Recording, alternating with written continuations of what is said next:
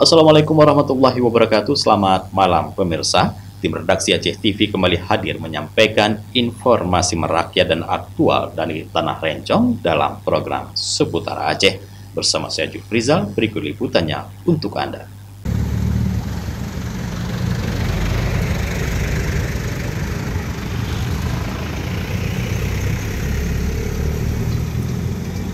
Sebuah mobil penumpang jenis L300 mengalami kecelakaan lalu lintas di Jalan Banda Aceh, Medan, tepatnya di kawasan Lampakuk, Selasa 17 Juni 2025 siang.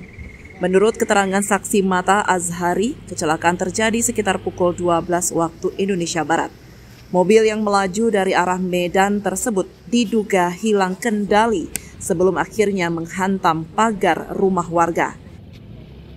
Ini arah dari arah sini. Memang kecepatan yang tinggi atau seperti apa? Tidur orang tuh. Ngantuk? Ngantuk. Oh, rame nggak tadi Penumpang tiga orang. Terus kemana udah dibawa? Rumah sakit, sebenarnya mau dibawa ke Banda ada orang tuh. Oh, kondisinya seperti apa penumpang? Yang parah ada nggak? Parah. Kata kaki dua orang tuh. Supir Di sangkut orang tuh, tarik mobilnya. Tuh.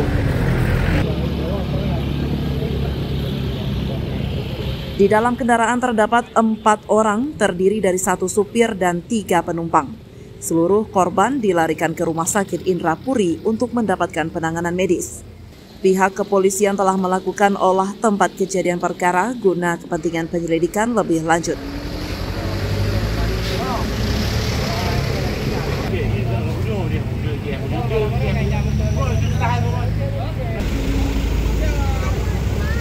Dari Aceh Besar, Tim Liputan Aceh TV melaporkan.